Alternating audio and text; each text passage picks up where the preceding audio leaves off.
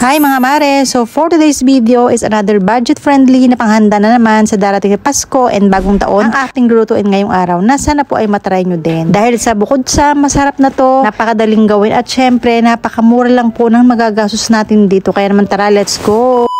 Pero bago po yung lahat, baka po hindi ka pa po naka-follow dito sa ating page, Bella sa Malaysia. Paki-follow naman po, para naman po updated po kayo kapag may bago po akong upload about sa mga tipid ulam recipe, budget-friendly recipe, at yung mga recipe po na pwede po nating pagkakitaan. So ayan, meron tayo dito isang lata ng corned beef. Kung wala tayong pambili ng baka or meat, pwede tayong gumamit nito.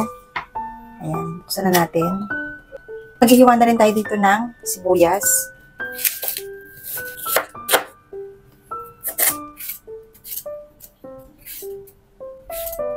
Ang maliliit.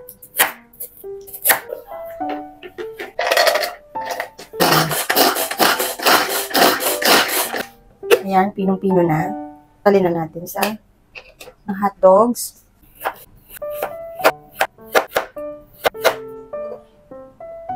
Penny pasta. Pero pwede rin kayo gamit dito na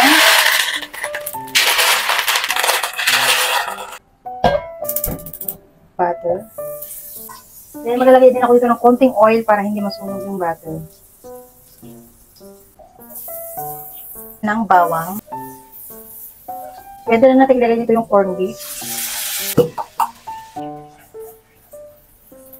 Pwede natin ilagay dito yung mga hot dogs. Maglalagay ako dito ng 1 tablespoon ng condensed milk. Para matamis. Black pepper. Asin. Haluin. Carrot at sibuyas. Haluin ulit. Spaghetti sauce.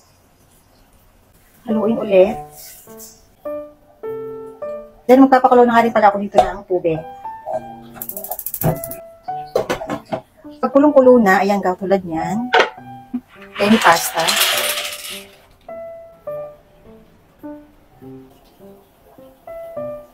Ayan, so pagkatapos ng mga 8 minutes, ayan. So hahanguin natin to.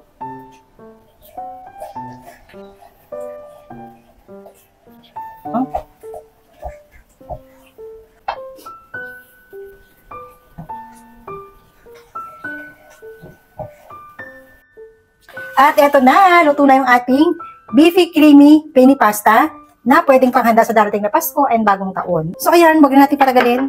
Tikman na natin. Then nalagyan natin to ng parmesan cheese. Pwede rin po kayong gumamit dito ng cheddar cheese. Ayan. Dried basil.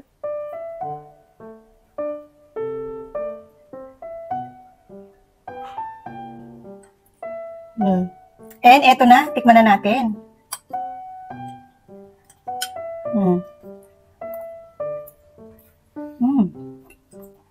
Ang sarap, perfect panghanda. Naku, kung ako yung kapitbahay nyo, tapos nagluto kayo ng ganito, naku, makikikain talaga ako. Kasi ang sarap niya. Ang mura lang ng mga ingredients na nagamit natin dito. Grabe, hindi ko mapigilan. Parang kayong ubusin lahat to. Charot. So, yan lang po for today's video. Sana po ay matry nyo itong ating recipe para sa darating na Pasko, bagong taon. Bye-bye! God bless!